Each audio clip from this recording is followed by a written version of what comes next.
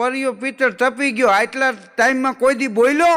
હા, અમને કેને મોટા 3 દી ન થાય. હું પરિયો પિત્તળ જે ગામમાં જાઉં ત્યાંથી પાછો ન આવું. અને ક્યાં છોકરીઓની તાણ છે? મેળામાં તો જો કેટલી છોકરીઓ. હવે મેળાની સમાજને હું લેવા દઉં? જાય કે અત્યારે જ કે અશોકની એમ્બેસેડરનું કહી દે અને સવારમાં અહીં પાદરમાં આવી જાય છે 7 વાગે એટલે ચડતા પોળનું મુહૂર્ત લઈને આપણે જાય ત્યાંથી પાછા ન આવી. હું પરિયો પિત્તળ બોલ્યો, બીજું ન બોલું. તે ઓલો જગત બિચારો ગયો અશોકભાઈ પાસે કે તમારી એમ્બેસેડર તો કે ભાઈ કિલોમીટરના 10 રૂપિયા થાય. એ કે કાંઈ વાંધો નહીં, સવારે 7 વાગ્યામાં ડીઝલ ને બધું નાખીને કમ્પ્લીટ રહી ગયો. વાંધો નહીં કે સવારે હું 7 વાગે આવું છું.